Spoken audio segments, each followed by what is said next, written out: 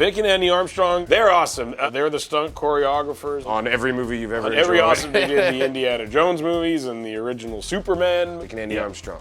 Believe it. Vic Armstrong was actually a stuntman, and he was Indiana Jones, and he was Superman in those original movies. My name is Vic Armstrong. Andy Armstrong. Scott Armstrong. Their son does it, their daughter does it. It's like crazy. Everyone you meet on Second Unit is named Armstrong. It really is weird. It's comprehensive. They got the whole second unit. It's comprehensive. In the stunt business, we have myself, my brother, his son, my two sons, my two daughters, my nephew, my wife. They've all had a choice of doing other things. It's not nepotism as much as serving an apprenticeship. They've been all around the world as kids, and they know the protocol on the set, and they know an awful lot more than somebody who's just coming into the business. The coolest thing about the Armstrongs, I think, is the first stunt was a car flipping over, and Andy Armstrong did it just to like show all his guys. I wanted to show some of the younger and older people that are in the chase that, you know, I'm still doing them.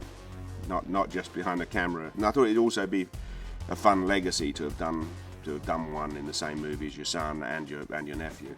Okay, so this is going to be the first of our many crashes in the car chase. And this is Andy, my brother, driving this car, which makes things a lot worse for me. Now Black Beauty's behind him and shooting him, and he's going to kill the driver, and the car's going to flip over sideways, which is caused by a nitrogen cannon, which is a cannon built into the base of the car with a big plug in it, which is like a bullet, and that fires out, and when it hits the ground, there's nowhere to go, so therefore it fires the car off itself. We've done lots of these, yeah. Everyone's nerve-wracking. It's a crash when you come to it, you know, at the end of the day. I realised at the time that I was sort of strapping myself in for it. I realised I still really enjoy it. I really enjoy the rush of strapping yourself in a car, knowing the next time you get out of it, it won't be on its wheels. It's a good feeling. Okay, Andy, you good? Okay, here we go. 3, 2, 1, action.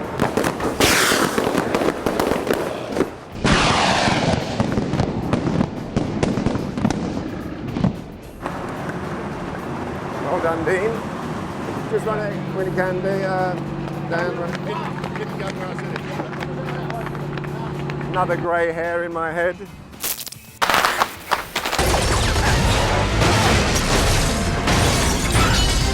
We've actually made a very, very good original chase. I think it's going back to basics. We had long conversations about how to do it real, and we would show them the script pages as we wrote them, and they would say, well, we can do this, but this will involve CG, and pretty much anything that involves CG we would take out, or we'd say, well, how could we change this so it didn't involve CG? It's all about doing things practical. We wanted to use miniatures to do almost everything. They didn't let us do We that. did the next best thing to miniatures. We built real giant things.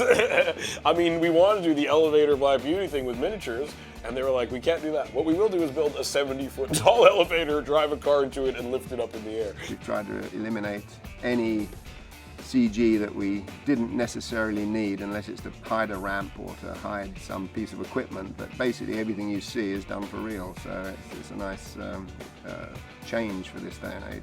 They were psyched to be able to actually apply their skills fully again. I'm driving the pickup that we're going to pipe ramp head on through this bus. This is the pipe ramp that I'm going to be riding up. My driver's front wheels sort of going to come up through here. As I progress up the pipe ramp, I'm going to start rolling away and out the side of the bus. As soon as I hit this, it's pretty hard to tell where I'm going to go. I think I'm pretty certain I'm going to end up upside down at some point, and I'll be rolling driver's side high. And then just once we hit the ground, see how it bounces. It's pretty hard to tell with a car-shaped object. The main thing is just keeping your head clear. You can't let your emotions and your thoughts run away with you. You've just got to keep a clear head. Car is caged. Scott's wearing the latest helmets and neck restraints and arm restraints and back restraints. But at the end of the day, you're still doing 65 miles an hour and hitting a solid object. You're going 15 feet in the air and bouncing on the road. So it's nerve-wracking, really. Rolling brake, action on the rolling brake. Here we go, and 3, 2, 1, action!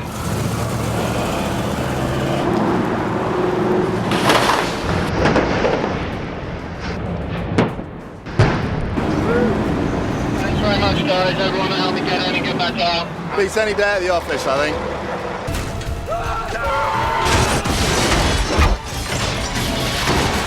And To me, that's the worst stunt ever, is having to direct your own family doing stunts. It's harder than doing the stunts yourself, I think. There's much more pressure when it's your son and your nephew and you want them to be safe, but in reality, you know, you have to put that amount of diligence and safety into all of them. So at the critical moment, you detach who it is in there, really. Action!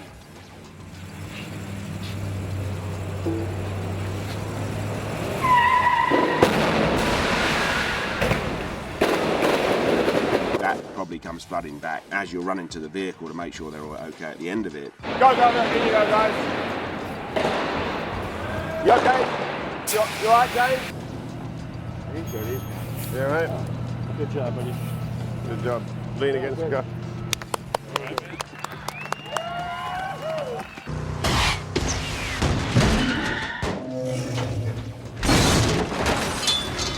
Injuries are nothing to be proud of, you know. It's a failure, in my opinion, if you hurt yourself. Obviously, it goes with the territory, and it's called an accident. It does happen, you know. I've broken my shin and my shoulder and rib and nose and things.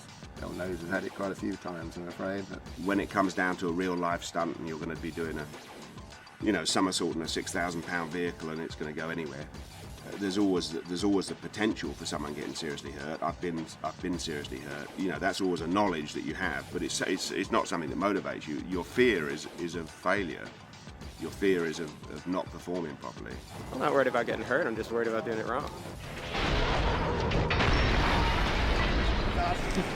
Sorry, I broke your sign, sir.